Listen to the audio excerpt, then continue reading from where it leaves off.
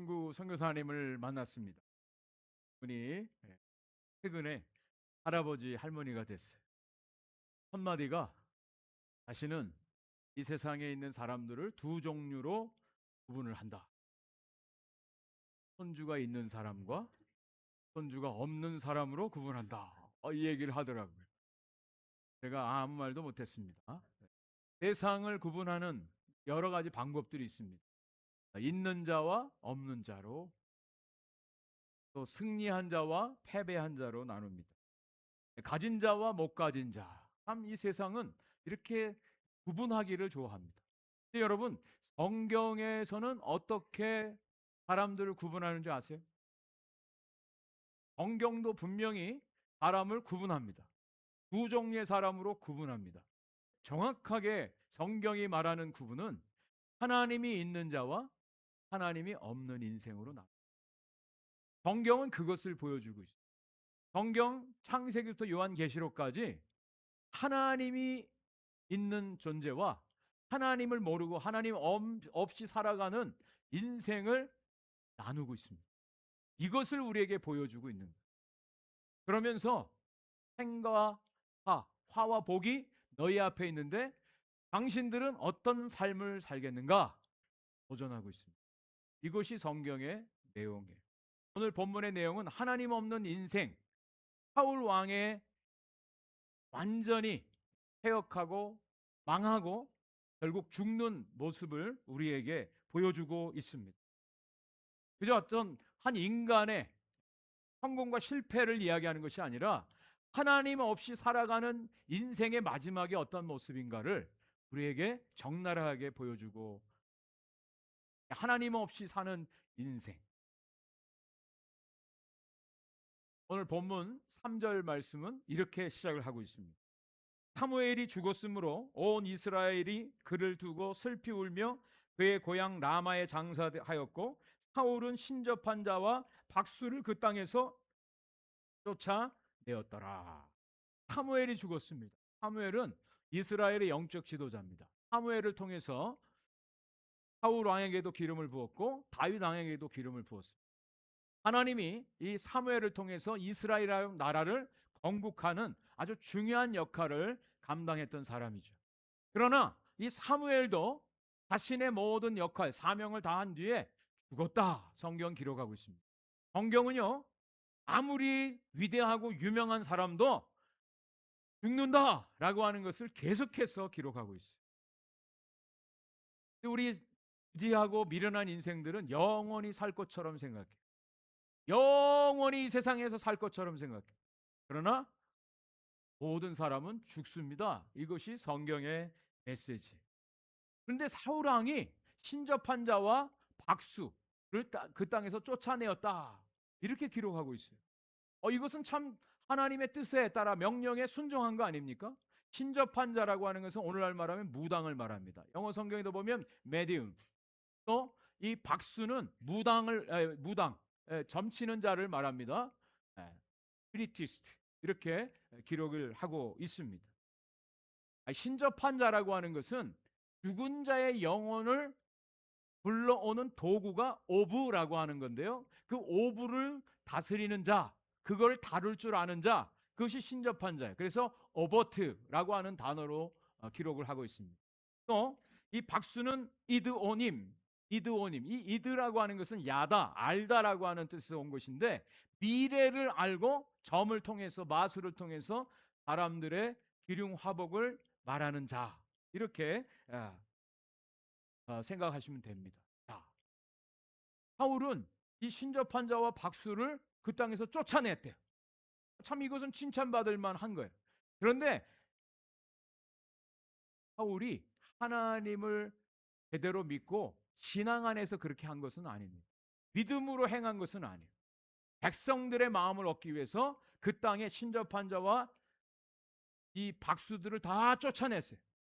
그러면 그것으로 끝나야 되는데 오늘 본문 말씀에는 뭐가 나옵니까? 사울이 신접한 자를 찾아가는 것이 기록되어 있다라고.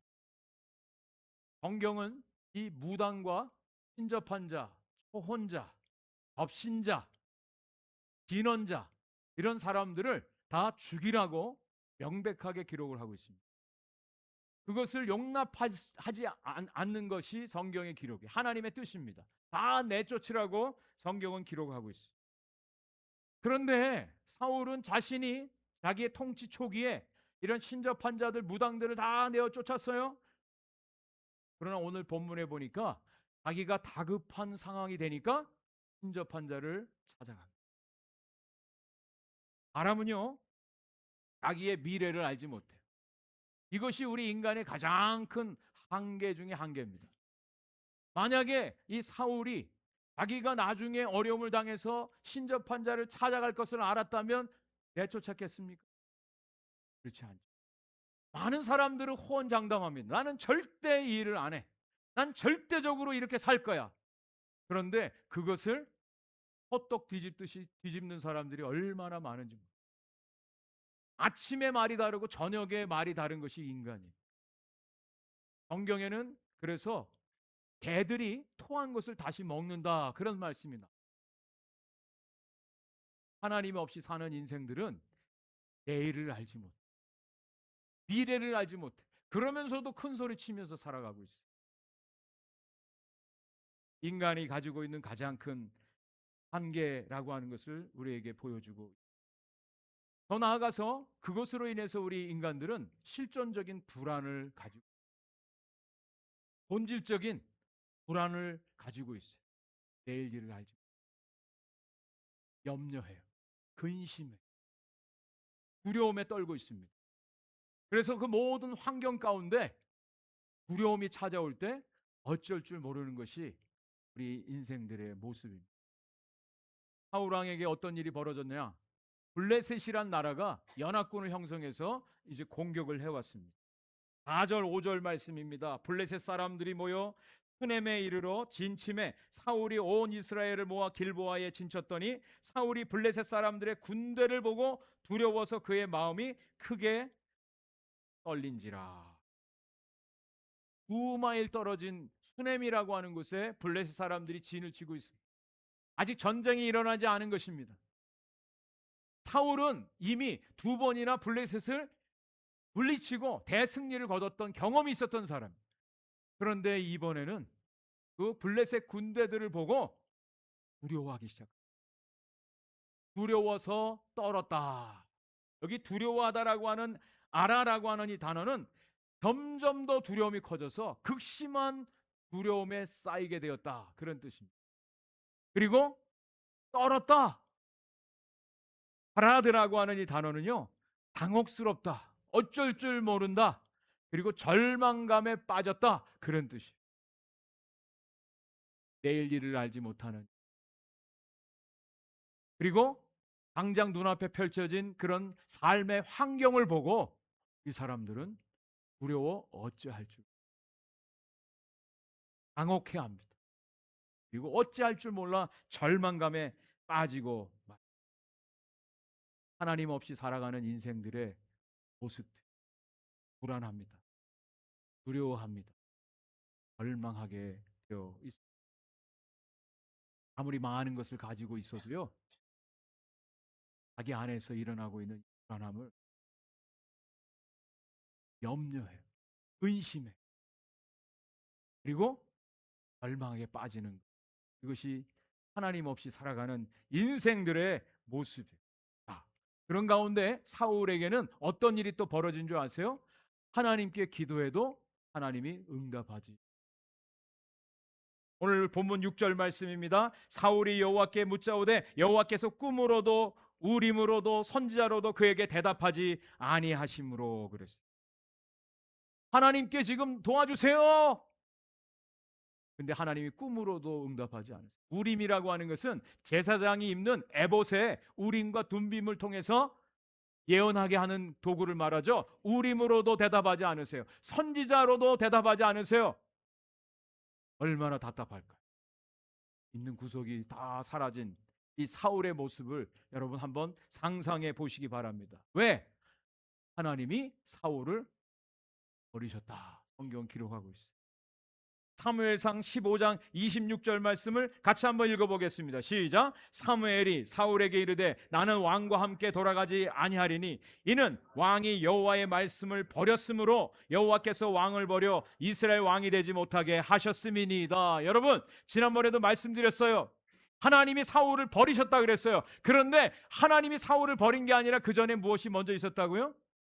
사울이 하나님의 말씀을, 하나님이 없는 인생들의 가장 근본적인 이유는 그들이 하나님을 떠난 거예요. 그들이 하나님을 버렸어요. 하나님 없이도 살 수 있다라고 믿고 그렇게 살아가는 인생들이에요. 많은 사람들, 세상에 살고 있는 사람들의 보편적인 모습입니다. 그리고 어려운 일을 당하잖아요. 그러면 뭐라고 따집니까? 왜 하나님 나를 버리셨습니까? 실은 누가 버린 거예요? 자기가 하나님을 버린 것이죠. 착각 속에 살아가는 인생들이 너무나 많습니다. 아무리 불러도 대답이 없어요. 의지할 대상이 없어요. 그것처럼 막막한 인생이 없습니다. 인생의 가장 큰 불행은 하나님이 없이 살아가는 거예요. 그것처럼 위험한 인생은 없습니다. 여러분, 가축과 들짐승의 차이를 아십니까? 가축과 들짐승. 지금은 뭐 집안에서 반려견, 반려묘 해서 집안에서 키우는 이 개나 고양이들은 얼마나 이 대접을 받고 사는지 몰라요.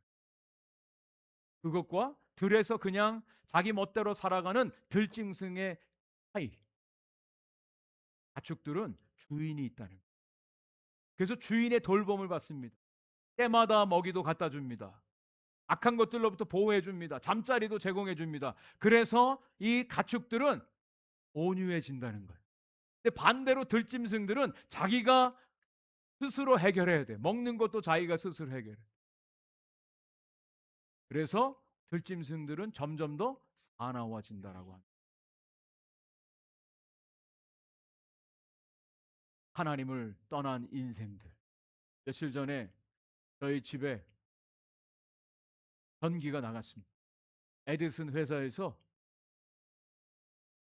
점검을 한다고 전기를 끊었어요. 밤 9시부터 새벽 3시까지. 미리 예고가 떴었어요. 그런데 정말 9시가 되니까 갑자기 전기가 딱 차단이 됐습니다. 어떤 일이 벌어졌을까요? 네? 깜깜해졌죠. 네. 그때부터 모든 게 뭐예요? 올스터. 그냥 잠자리에 들 수밖에 없는 거. 전기가 아웃되니까 하나님 없이 살아가는 인생들, 전기 공급이 마치 차단된 것처럼 아무것도 할 수 없는 그 가운데 불안해하고 당황하고 두려움에 빠질 수밖에 없는 인생들의, 이러한 인생들이 찾는 것이 있어요. 팀 켈러 목사님은 사람들은 하나님을 대체할 것들을 만들어낸다. 왜? 자기가 불안하니까, 염려가 되니까, 두려우니까. 그것들이 우상이죠. 헬비는 우리 인간의 마음이야말로 우상을 만들어내는 공장과 같다라고. 여러분, 우상을 만드는 이유는요, 우상을 섬기기 위해서 만든다고 하지만 그게 아니에요. 우상을 통해서 자기 의존할 대상을 만들어내는 거예요. 그것이 우상입니다. 그래서 사울 왕이 어떤 일을 하는가 한번 보십시오. 누군가를 의지해야 돼요. 도와줄 사람을 찾는 것입니다. 이것이 인생의 모습이에요. 누구를 의지할 것인가? 사울 왕이 택한 일이 있습니다. 그것이 오늘 본문 7절에 나와 있어요. 같이 한번 읽어보겠습니다. 시작. 사울이 그의 신하들에게 이르되 나를 위하여 신접한 여인을 찾으라. 내가 그리로 가서 그에게 물으려 하니 그의 신하들이 그에게 이르되 보소서 엔돌에 신접한 여인이 있나이다. 예. 아까 결혼해서 사울 왕이 누구를 내쫓았다고요? 신접한 여인들을 다 내쫓았습니다. 그 땅에 존재하지 못하도록 내쫓아요. 그런데 자기가 지금 다급해지니까 누구를 찾아가요? 신접한 여자를 찾아가요. 엔돌이라고 하는 곳에 여인이 있는데 그곳을 찾아갑니다. 여러분, 이 엔돌이라고 하는 곳은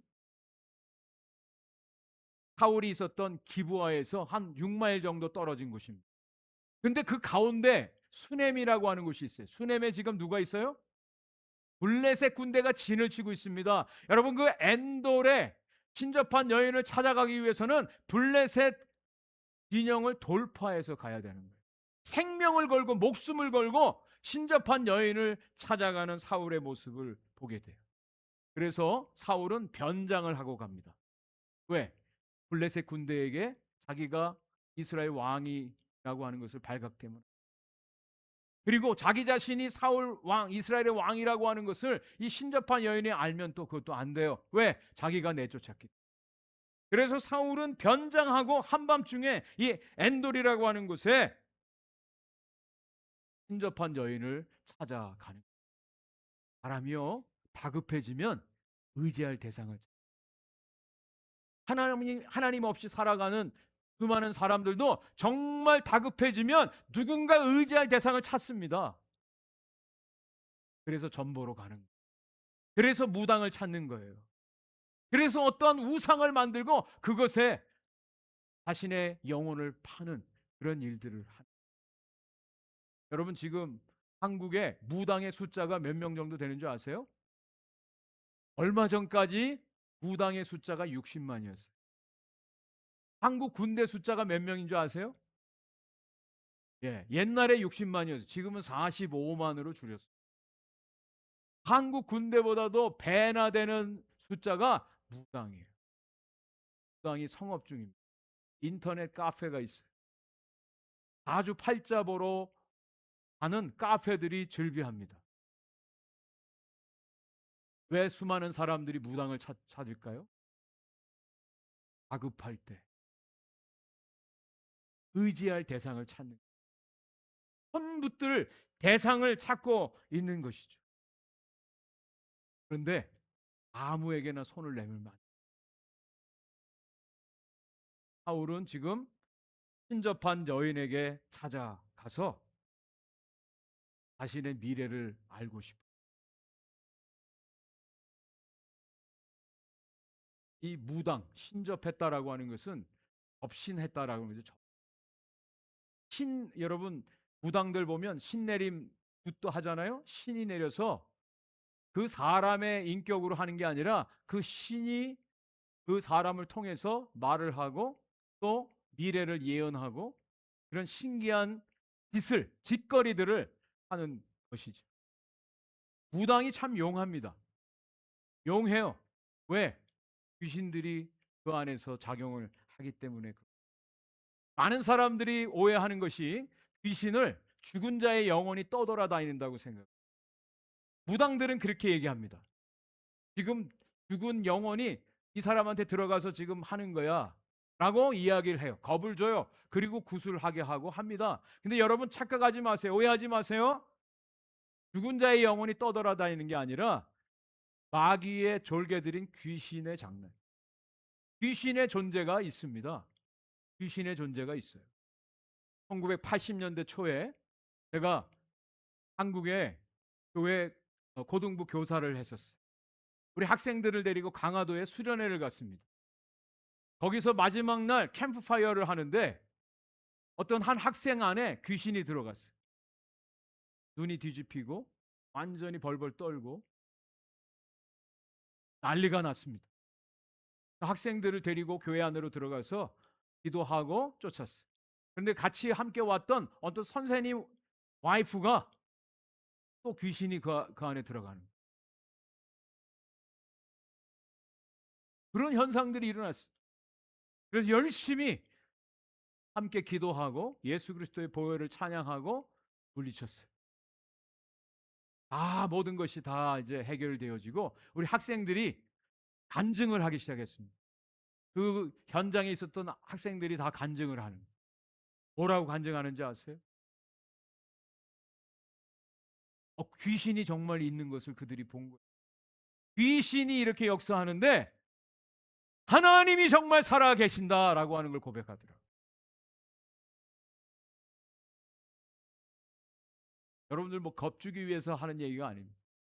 성경에도 분명히 귀신의 존재를 이야기하고 있습니다. 마귀의 졸개들입니다. 이 귀신들이 무당을 통해서도 점을 치기도 하고 또 이런 역사들을 일으켜 귀신 들린 현상들을 또 행하는 이런 모습들을 보게 됩니다. 왜 이 말씀을 드리냐면 오늘 이 말씀에서 사무엘상 28장에 어떤 일이 이어지냐면 사울 왕이 이 신접한 여인에게 사무엘을 불러달라고 얘기합니다. 근데 사무엘이 진짜 이렇게 나타나요. 사무엘이 나타나서 사울 왕에 대해서 이야기하는 장면이 성경에 기록되어 있어요. 이 사무엘이 진짜 죽은 사무엘, 선지자 사무엘인가 아니면 귀신인가? 여기에 대해서 신학자들의 이론들이 좀 있긴 합니다. 그런데 분명한 것은 이것은 진짜 사무엘이 아니에요. 귀신이 역사하고 지금 장난하는 모습입니다. 그 증거들이 몇 가지가 있어요. 제가 성경에서 성경 구조를 통해서 말씀을 드리는 거예요. 이것이 진짜 사무엘이 예언한 것이 아니라 귀신이 역사하는 거예요. 첫 번째로는 이 영이 어디서 올라오느냐? 땅에서 올라왔다. 성경이 기록하고 있어요. 13절에. 땅에서 올라왔다. 자, 이 전도서 3장 21절에 보면 인생들의 혼은 위로 올라가고 짐승의 혼은 땅 아래로 내려간다라는 말씀입니다. 여러분 사람이 죽으면 뭐 땅에 어디 육신은 땅에 묻힙니다. 그리고 떠돌아다니는 게 아니에요. 죽으면 분명히 천국과 지옥으로 나뉘어집니다.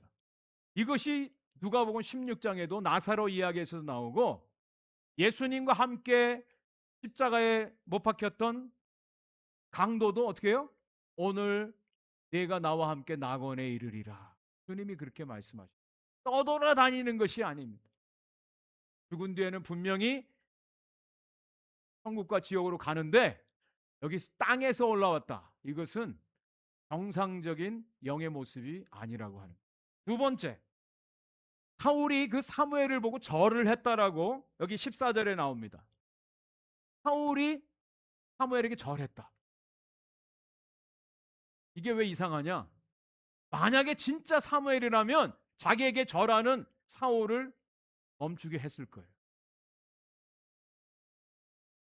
천사는요, 사람이 와서 절하려고 하면 천사가 거부합니다. 요한계시록 22장 9절에 보면 사도 요한이 천사를 보고 절을 하려고 할 때 이 천사가 만류합니다. 나는 당신들을 섬기기 위해서 하나님이 보내신 종입니다. 나에게 절하지 마십시오. 오직 하나님께만 경배하십시오. 라고 말하는 장면입니다. 자, 세 번째, 사무엘이 나와서 뭐라고 얘기하냐면 왜 나를 성가시게 하냐 그렇게 짜증을 냅니다. 여러분 죽은 자가 성가실 일이 있을까요 없을까요? 예? 한번 생각해 보세요. 죽은 자가 여러분 죽어서 우리가 이 세상 떠나서 하나님 나라 천국에 가서 무엇을 하죠? 뭐 합니까? 월드컵 축구 봅니까? 하나님을 예배하는 거예요. 하나님을 예배해요. 찬양합니다. 그런데 사무엘이 와가지고 왜 나를 성가시게 짜증 낼 수 있을까요? 참 재미난 표현입니다. 예? 죽은 자의 이 휴식 시간을 내 휴식 시간을 방해했다. 지금 이제 그렇게 생각을 했다는 거죠. 근데 완전히 잘못된 이야기. 그다음에 마지막 네 번째. 내가 행한 일을 알아보려고 당신을 불러 올렸습니다. 신접한 여인을 통해서 사무엘을 불러달라 그랬어요.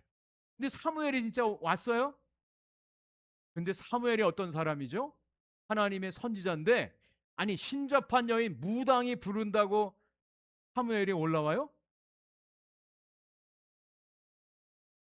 여러분 그런 선지자를 믿을 수 있겠습니까? 이 사무엘은 진짜 사무엘이 아니에요. 귀신이 그 사무엘을 통해서 지금 이야기를 하는. 그리고 성경에 보면 이 사무엘이 말하는 내용들이 나옵니다. 하나님이 당신의 나라를 이웃 다윗에게 주셨다. 그리고 블레셋이 지금 침공하게 한 것도 당신이 아말렉을 완전히 진멸하지 않았기 때문에 하나님이 이렇게 하신 것이다. 이런 얘기를 해줘요. 그거 다 맞는 이야기입니다. 그런데 이것을 이 사무엘이 이야기한 것이 아니라 신접한 여인이 이야기를 하는 거예요. 이것을 복화술이라고 얘기를 해요. 복화술. 저희들이 인도네시아에서 사역할 때 귀신 들린 아이가 왔어요. 예배 때. 이 아이가 자기는 이러이러한 영을 가지고 있다 하면서 분명히 16살짜리 아이인데 다른 사람 목소리로 이야기를 하는 거예요. 다른 사람 목소리가 나오는 거예요. 얼마든지 가장할 수 있어요. 복화술. 실제적인 그 존재가 아니라 귀신이 그를 통해서 이야기하는 모습들을 보게 됩니다. 그러면서 결정적으로 이 사무엘 영이 이렇게 이야기하는 장면 중에 19절 말씀입니다. 한번 다 같이 읽어보겠습니다. 19절 시작. 여호와께서 이스라엘을 너와 함께 블레셋 사람들의 손에 넘기시리니 내일 너와 내 아들들이 나와 함께 있으리라. 여호와께서 또 이스라엘 군대를 블레셋 사람들의 손에 넘기시리라 하는지라. 너와 너의 아들들이 내일 나와 함께 있게 될. 죽는다는 얘기예요. 이렇게 예언하고 있어요. 자, 그러면 우리가 좀 한 가지 퀘스천을 해야 됩니다.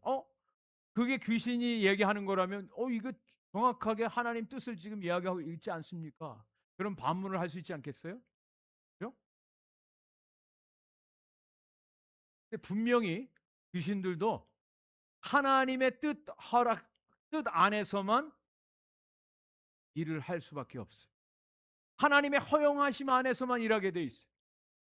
욥기에 나오는 욥을 위험에 빠뜨리고 그 몸에 악창이 나게 했던 이 마귀도 하나님의 허용하심 아래서 이루어졌어요. 그렇죠?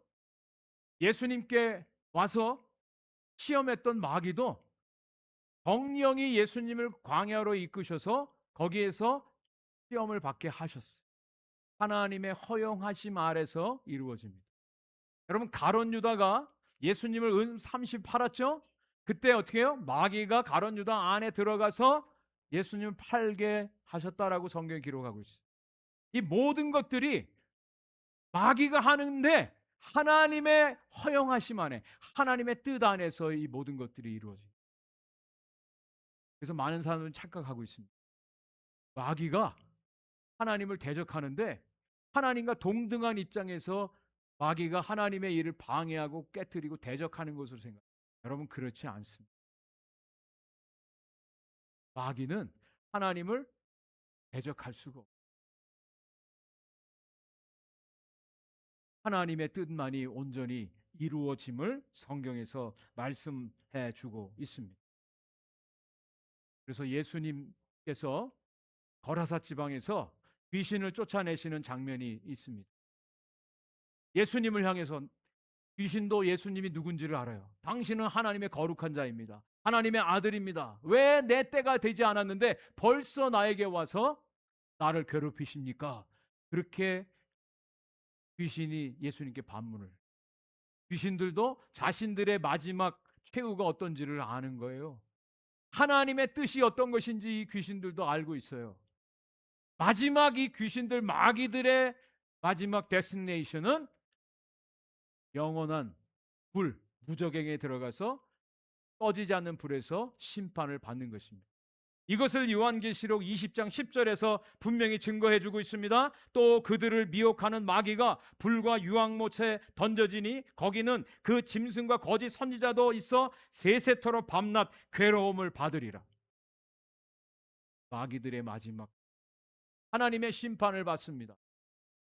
지금 그들이 그렇게 미래에 대해서 알고 귀신이 귀신처럼 안다라고 얘기해서 그걸 얘기하지만 결국 그 모든 것들도 다 뭐예요? 하나님의 뜻 안에서만 가능하다라고 하는.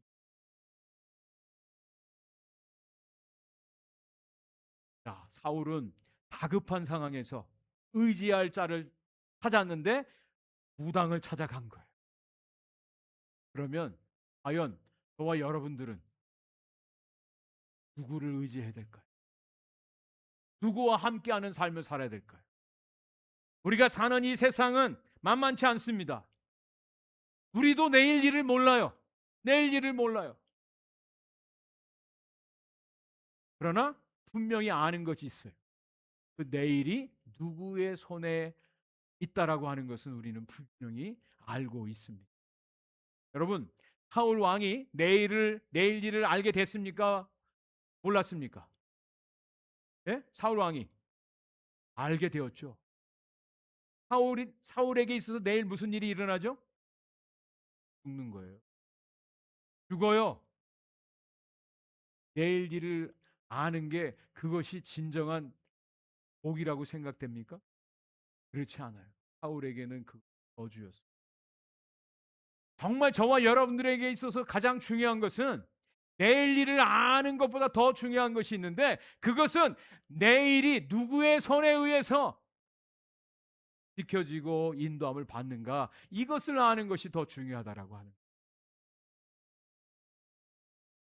우리에게는 내일의 주인 되시는 오늘도 주인이시지만 내일도 주인 되시는 하나님이 계시다라고 하는. 하나님이 계시기에 하나님이 모든 것들을 주관하고 계시기에 하나님이 모든 것을 다스리고 계시기에 우리는 염려하지 않습니다. 염려하지 않습니다. 하나님께 맡기는 삶을. 그리스도인의 삶은요 내일 일을 알지 못하지만 내일을 책임져 주시는 하나님을 의지하고 믿고 그분과 함께하는 삶이라고 하는 것입니다. 야고보서 4장 14절 15절 말씀 우리 함께 읽어보도록 하겠습니다. 시작. 내일 일을 너희가 알지 못하는도다. 너희 생명이 무엇이냐? 너희는 잠깐 보이다가 없어지는 안개니라. 너희가 도리어 말하기를 주의 뜻이면 우리가 살기도 하고 이것이나 저것을 하리라 할 것이니라. 아멘. 분명히 내일 일을 우리도 알지 못해요. 오늘 있다가 없어질 안개와 같은 것이 우리 인생이에요. 그러나 저와 여러분들이 분명히 알 것은 주의 뜻이면 우리가 모든 것을 할 수 있다라고. 주의 뜻 안에서 우리가 승리할 수 있다라고 하는 거예요. 주님의 뜻 안에서 우리가 내일도 주님과 더불어 주님을 찬양하고 주님과 함께하는 삶 살게. 이것이 네? 내일 무슨 일이 일어날 건가? 그게 알고 싶고 궁금해서 무당 찾아가고 전보러 다니고 가장 어리석은 짓. 여러분 아시죠? 한국의 국가 지도자들도 그렇게 선거철만 되면 점집에 꽤 많은 교회 다니는 사람들조차도 점집에 찾아가. 얼마나 어리석은지. 하나님을 믿지 않는 자들 분명히 말씀드립니다. 성경은 하나님이 있는 생명과 하나님이 없는 자를 나누고 있어요. 내일 일을 알고 싶어하는 그 마음보다 저와 여러분들이 정말 우리의 삶에 하나님이 계신가 이것을 날마다 확인하고 확신 가운데 살아가는 이것이 자, 이 사무엘상은요 하나님이 없는 인생 사울과 하나님이 있는 인생 다윗을 대조적으로 우리에게 잘 보여주고 있어요. 다윗에게도 어려운 일이 있었습니다. 다급했던 사건들이 있었어요. 그때 다윗은 어떻게 했는가 한번 보십시오. 사무엘상 30장 6절 말씀 제가 읽어드릴게요. 백성들이 자녀들 때문에 마음이 슬퍼서 다윗을 돌로 치자 하니 다윗이 크게 다급하였으나 그의 하나님 여호와를 힘입고 용기를 얻었더라. 다윗에게도 동일한 어려운 일이 있었어요. 아말렉 사람들이 시글락에 와서 다윗과 그 백성들의 가족들 다 포로로 잡아가고 모든 소유를 다 뺏어갔습니다. 백성들이 가만히 있지 않았어요. 다윗을 돌로 치려고 했습니다. 다윗도 다급했다 그랬어요. 이 다급하다라고 하는 이 단어, 타르라고 하는 이 단어가 15절에서 사울 왕이 다급했다 동일한 단어입니다. 동일한 단어예요. 사울 왕은 다급했을 때 신접한 여인을 찾아갔지만 다윗은 다급한 그 상황에서 하나님 여호와를 힘입고 용기를 얻었더라. 이렇게 말씀하고 있습니다. 사랑하는 성도 여러분, 저와 여러분들의 인생 가운데 다급한 일이 있어요. 누구를 누구에게 손을 내미시겠습니까? 누구를 의지하시겠습니까? 하나님 없는 인생과 하나님 있는 유명한 맹인 소프라노 가수가 있습니다. 팀 윅스라고 하는 분. 1947년생. 4살 때 6.25 한국 전쟁이 벌어졌어요.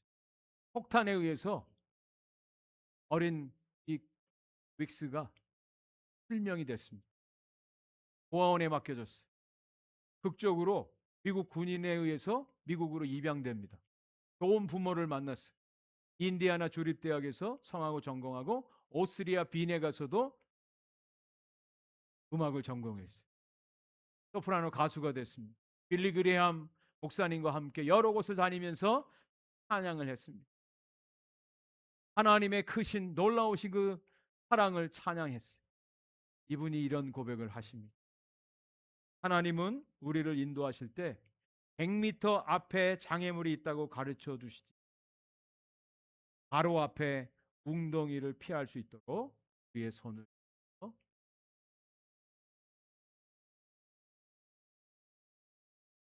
정말 먼 미래에 대한 막연한 두려움이 아니라 하나님은 함께 하셔서 우리의 길을 우리의 손을